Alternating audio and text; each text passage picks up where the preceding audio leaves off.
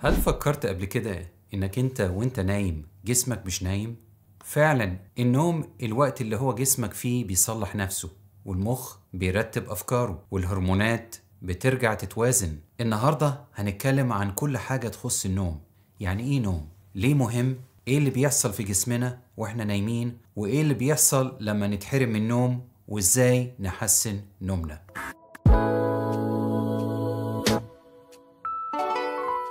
يعني ايه نوم؟ النوم مش مجرد راحة، هو عملية حيوية معقدة بيستعيد فيها الجسم والمخ نشاطهم. الإنسان الطبيعي محتاج من 7 ل 9 ساعات نوم في الليلة حسب توصيات National Sleep Foundation. في 2024 النوم بيتكون من مراحل، هي النوم الخفيف، وبعدين النوم العميق، وبعديها مرحلة حركة العين السريعة، فيها الأحلام وتنظيم الذاكرة والمشاعر. أهمية النوم: أثناء النوم المخ بيرتب كل الأفكار اللي هو بياخدها خلال اليوم، وبيستعيد كفاءته، وبيستعيد كفاءة الجهاز المناعي، وبيقوي الهرمونات، وبتتوازن الذاكرة وبتقوى. في دراسة من جامعة هارفارد في سنة 2023 قالت إن قلة النوم المزمن بيزود خطر أمراض القلب بنسبة 20%، والسمنة بنسبة 30%. طيب إيه اللي بيحصل في جسمنا وإحنا نايمين؟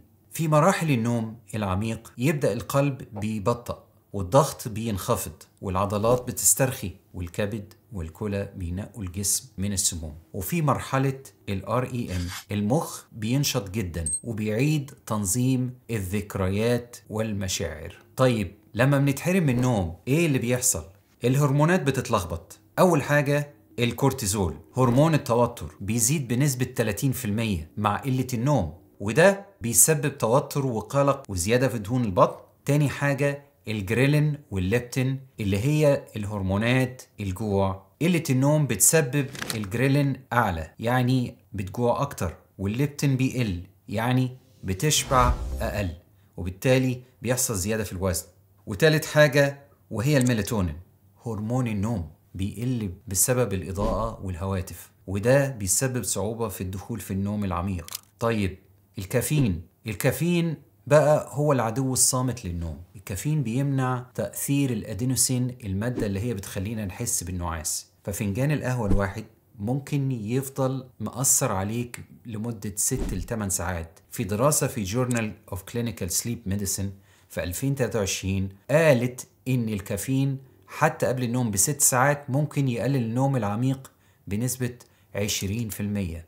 الكافيين مش بس القهوة، ده موجود كمان في الشاي وفي المشروبات الغازية، مشروبات الطاقة، وحتى في بعض المسكنات. سادسا، ازاي نحسن جودة النوم؟ في عادات بسيطة ممكن نعملها وتساعدنا ننام في مواعيد ثابتة كل يوم. اهم حاجة ان احنا نحاول نثبت ميعاد النوم كل يوم، ننام في ميعاد ثابت، ونبعد عن الشاشات قبل النوم بساعة على الأقل، وخلي أوضتك مظلمة ودرجة الحرارة مناسبة.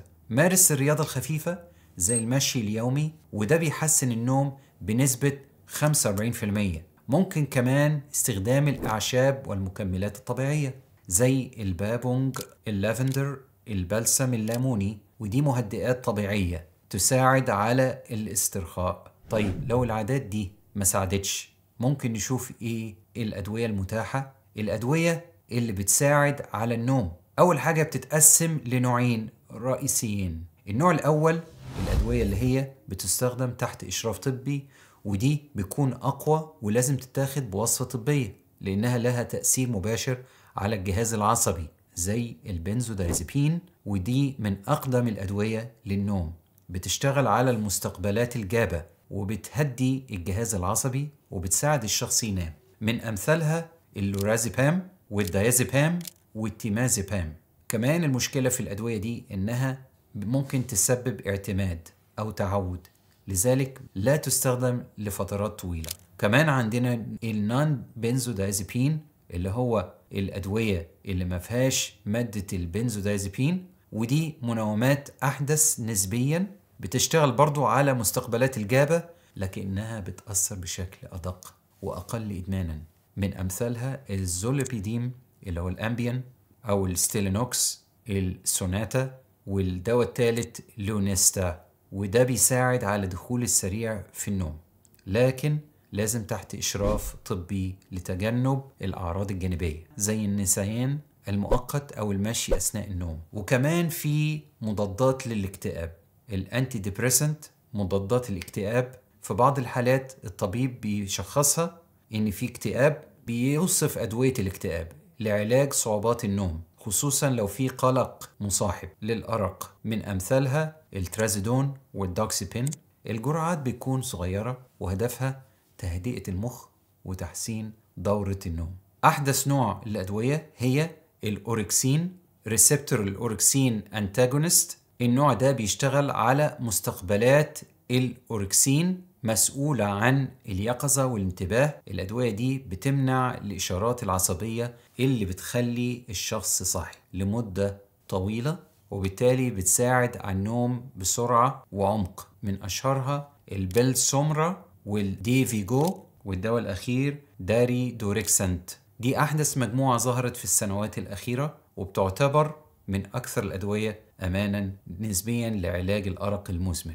النوع الثاني هي الأدوية اللي يمكن نتناولها بدون وصفة طبية، ودي موجودة في معظم الصيدليات وخفيفة وطبيعية، ممكن تتاخد لفترات قصيرة زي الأعشاب ومكملات الطبيعية، البابونج واللافندر وبلسم الليمون، ودول بيساعدوا على تهدئة الجهاز العصبي. وكمان في الميلاتونين الصناعي، وده بيحاكي الميلاتونين الطبيعي اللي هو بيفرزه الجسم في الظلام وبيساعد على النوم. ده بيستخدم بجرعات صغيرة من 1 ل5 ملغ والفترات قصيرة. وممكن كمان مضادات الحساسية اللي هي الأنتي هيستامين زي الدايفنهيدرامين والدوكساليمين، بيسبب نعاس، لكن استخدامه لفترات طويلة ممكن يسبب معانا جفاف الفم ودوخة، خاصة في الكبار السن. لكن هل الأدوية دي حل دائم؟ كل الأدوية دي مفيدة مؤقتا، لكنها مش حل على المدى الطويل.